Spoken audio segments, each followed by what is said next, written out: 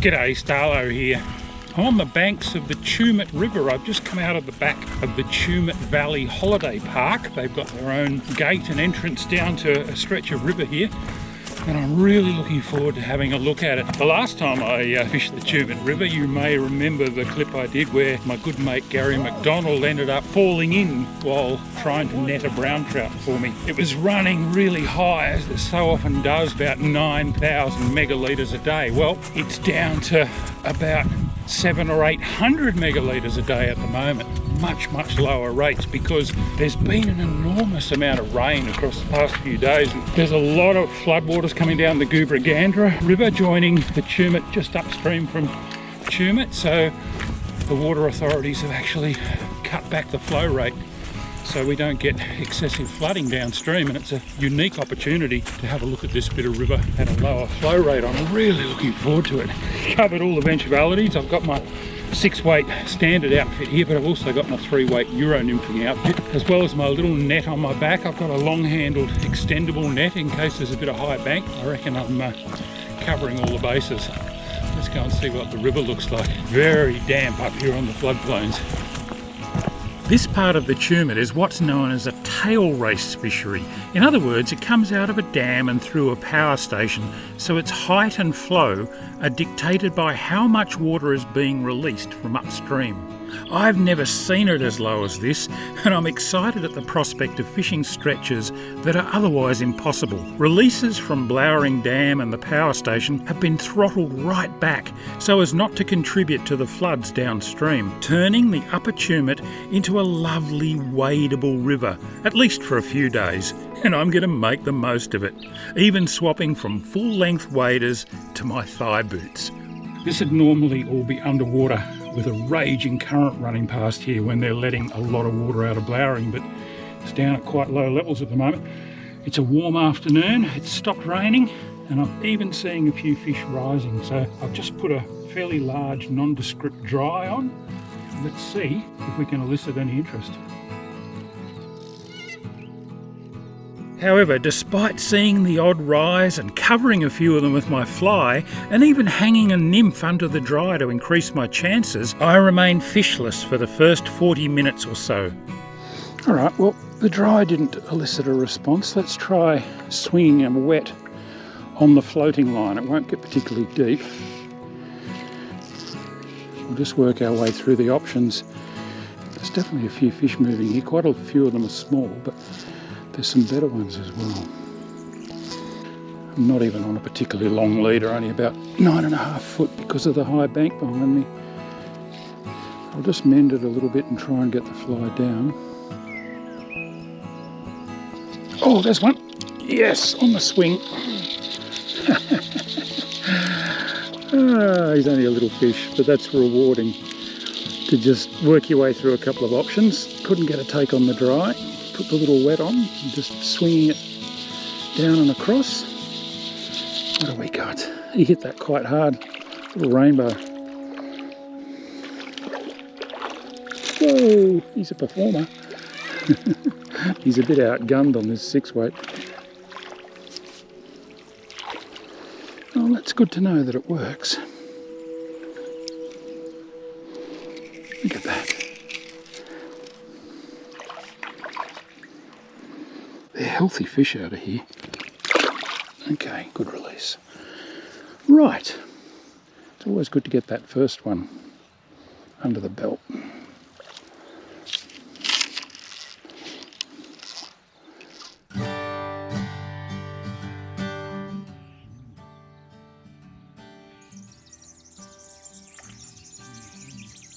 However, despite that first success and the fact that a few more trout were now rising, I couldn't fool another one with my swung wet fly, and the move to thigh boots was limiting my ability to wade deeply enough.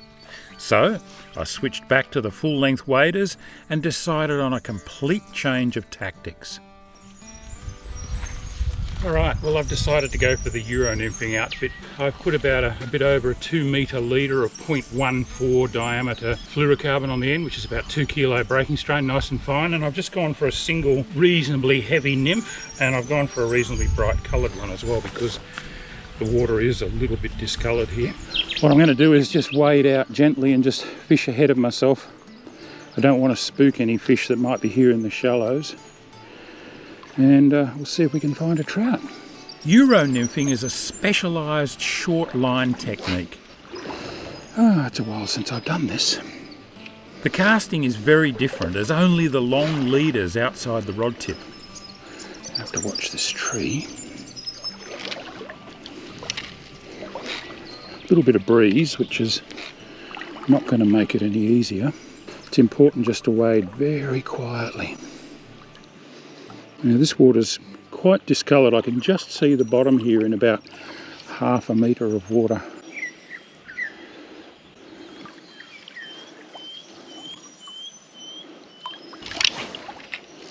Right, start getting my rhythm going. The aim is to make short, controlled drifts with a weighted fly. As I said, I've only got a single fly on at the moment. I may go for two later on. I just thought I'd get a bit of a feel for the river first. Right, we're getting somewhere now. Feel like I'm fishing. Get that sighter up out of the water. Holding most of the coloured leader in the air to act as a bite indicator. Well, that fly is certainly maintaining contact with the bottom. May even be too heavy, although as I get out further I think the current will be a little bit stronger. Picked up a little bit of weed or something then. Yeah, there's a tiny bit of weed on that fly. It's important to get that off. Get over in the slightly faster current. Oh, that looked like a bite. That definitely looked like a take. Euro nymphing can be absolutely deadly, as I've demonstrated in some of my earlier videos, but it's not always the silver bullet. And today, it just wasn't producing for me. It's not as deep out here as I thought it was going to be, so I probably didn't need to go for quite as long a tippet. I may shorten it up. But this usually deadly technique just wasn't giving me the vibe today. Alright, well, there's more than one way to skin a cat. Might try some down and across here with the other outfit. Just fish this side over here that I haven't fished. It's much shallower. I'm going to put on a little wet and a nymph on a dropper and try swinging them down and across. It's pretty big water. That might be a better way to cover it. Okay, got a wet fly with a nymph dropper now. Smallish, oh it's not that small, woolly bugger with a bright orange head. Again because of the dirty water, but then something much smaller and more subtle. A little Euro nymph on a dropper, probably 50 centimetres, 60 centimetres in front of the wet fly. Quite a long leader all up, probably about 15, 16 feet, because I'm using a floating line. I want to be able to get the flies down a little bit. Now that the sun's come out, I can see that this water's actually not quite as dirty as I thought it was. I can see into it a reasonable distance. So what I'm going to do here is just cast across and swing the flies down below me. Start reasonably short. Swinging sinking flies like this with the current is a great way to cover lots of water reasonably quickly. Just feel our way out. I'm casting across the flow towards the structure on the opposite bank and mending line to get the flies down as they swing with the current. Hits can come at any time, but are especially likely as the line straightens out below me and the flies begin to rise through the water column again. This is a very hands-on and tactile method, with the takes being registered by feel through your hands as well as visually when that line suddenly jerks or jumps. You need to stay focused, but it's a pretty exciting way to catch trout. All right. Well, I've been swinging the fly for a while. I've had what I was pretty sure were a couple of hits and I've finally hooked up. Not a particularly big fish, but it's satisfying to get one. Because there's nothing showing on the surface at the moment. Oh, he's a lively little rainbow, I reckon. I won't even bother wading ashore. Haven't got my net out here with me, but I'll just pick him up if I can. Looks like he might be on the dropper fly. Yep, he's on that little nymph dropper. Wonder if I should switch to 2 nymphs rather than the wet fly. Although the wet fly's helping to get the rig down. Oh, he's a chunky little rainbow.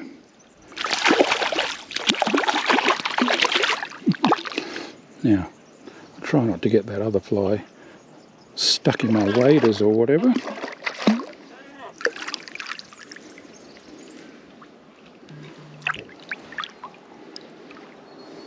What a pretty fish. Pretty fish from a pretty bit of country. And there's that little nymph in the corner of his mouth. Barbless, so it came out really easily. Off you go, mate. Try for a bigger one. The water clarity seems to be constantly changing as different pulses of runoff make their way downstream. Occasionally it's even clear enough to spot one of the river's abundant Murray crays crawling on the bottom, but mostly it's pretty cloudy, although obviously not too dirty to catch a trout. Get in under those trees, get it down and swing it. It's important to maintain contact with your flies, but not drag them too much and cause them to speed up or rise towards the surface too early. It takes a while to get the feel for this. Don't be in a hurry. Let the flies fish right through the swing and as the line straightens below you. You can even feed out a little more slack line to extend this phase of the swing. Experiment a bit.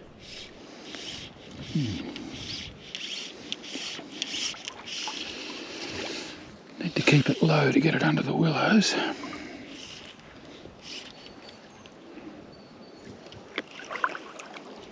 Watch this for a solid hit. Oh, there's one. Oh, perfect. Just swung it through under that willow and he was straight onto it. They're not big fish, but it's good fun. They've got to be the strongest, fittest trout in Australia, I reckon, these Tumut River ones, because they spend most of their life battling with extreme flow. This one's taken the dropper as well. I've changed over to 2 of those little silver-headed nymphs. And the fact that they're all taking the dropper makes me think they're not super deep. They're not right on the bottom. They're sitting up a little bit.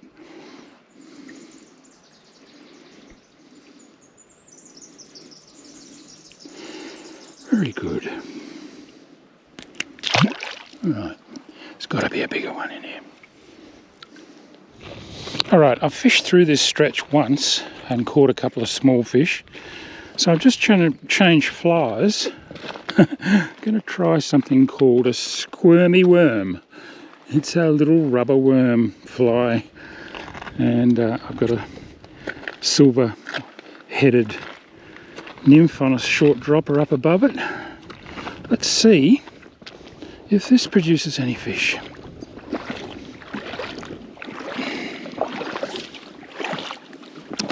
Water seems to be dirtying up, so I figure there might be some worms washing out of the side creeks. We'll see if the fish agree with me. I've waded out quite deep now to work the far bank. This is where the full-length fly and dry neoprene waders really pay off, as this water is pretty damn cold. It's about 10 or 11 degrees, I reckon. But the trout love it, and within minutes, I'm on again. Yes! That's a slightly better fish. Be interesting to see if he's on the squirmy worm or the dropper.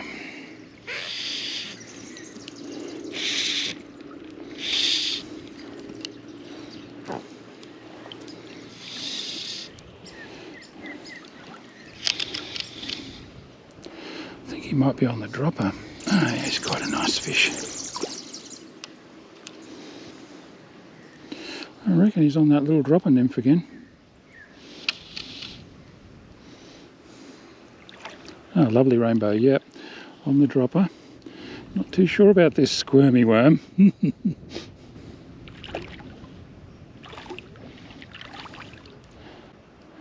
Ah, oh, what a beautiful rainbow.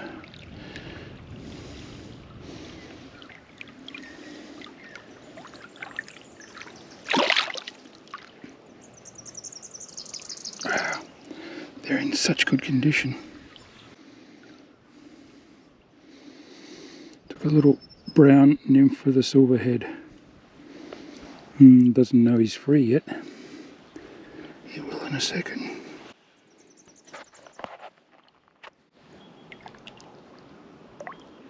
Just face him into the current and he's gone. Very good. I was starting to get into the groove now with fish coming quite regularly. I won't bore you with all of them, but here's a couple more. That's a better fish. Good take too. Now I got rid of my squirmy worm and I've just gone for two fairly similar nymphs with the silver heads. That seems to be what's working. Oh, this is a lively one.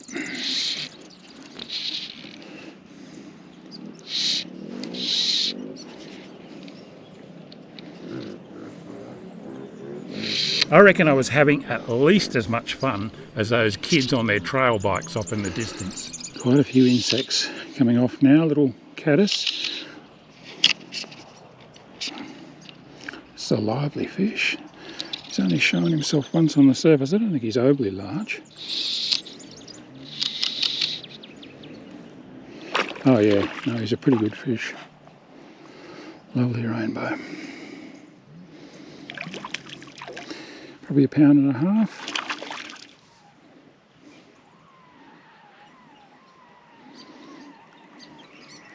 And like all the others, giving a very good account of himself. And like all the others, on the dropper. I think these fish are sitting reasonably high in the water column. They're probably looking for the nymphs that are coming up and hatching. Wow, so much energy. Just got to nurse this light tippet a little bit.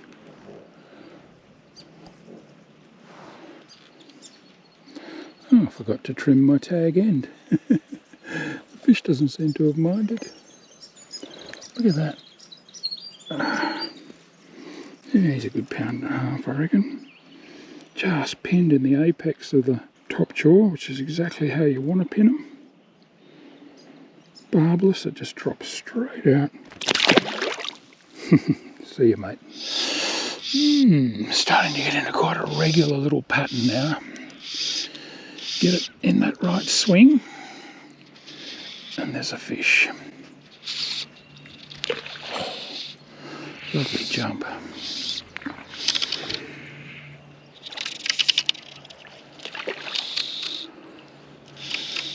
Finally got one on the point fly.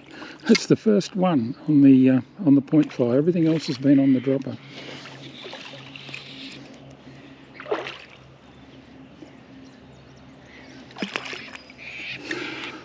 A little bit coloured up, this one.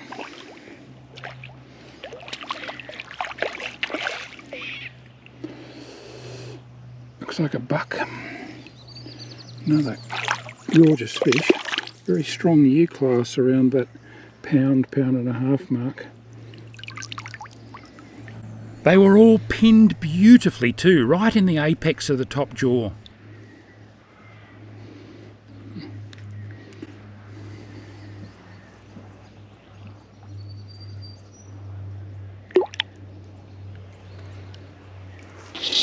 There's a few insects starting to hatch now, and I'm swinging the fly much further across and getting taken straight below me while twitching the fly a little bit, just stripping it ever so gently. And I think they're taking the nymphs as they rise up through the water column to hatch. They're only little fish, but it's so much fun. I've literally lost count of how many I've caught now using this technique, and it's not a technique that I use very often at all. swinging nymphs down and across, I'd usually use an indicator or a dry fly to float them, or I'd Euro nymph. But Euro nymphing you can only do at fairly short range. And here I'm covering quite a lot of water doing this.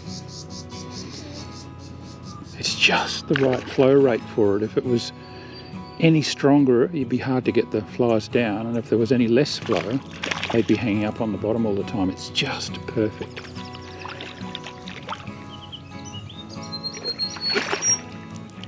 He's a little bit more solid, this one. No, not really. Just performing well.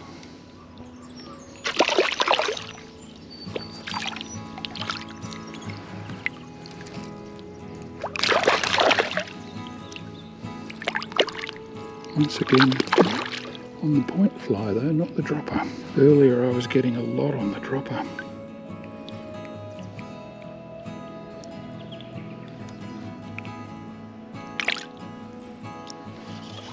Because I've waded out into the middle of the river, I'm now able to cast back towards the bank that I came from, and I really like the look of that shady, deep bank under those trees.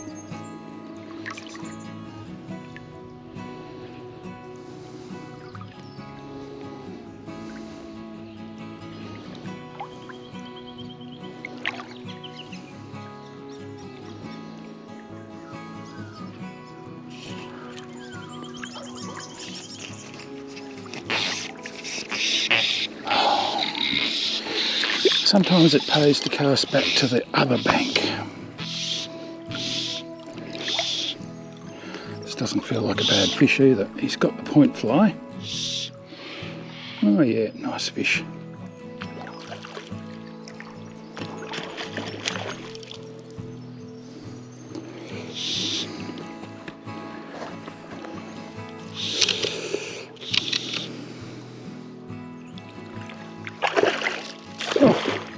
Good jump.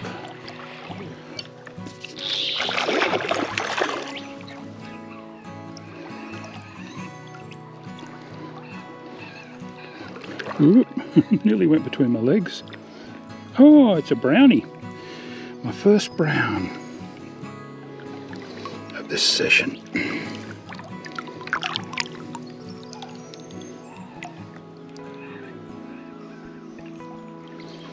What a handsome fish.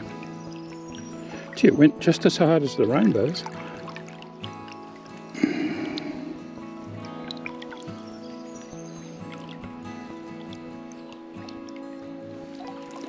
Gorgeous. There we go. First brown of the session. He's taken the point nymph. Beautiful fish. Ooh. Steady on, old boy. Just goes to show you've got to be adaptable. I tried Euro nymphing, I tried dry flies, and in the end swinging a couple of nymphs down and across has turned my day around. Ooh, I'll get him back in the water.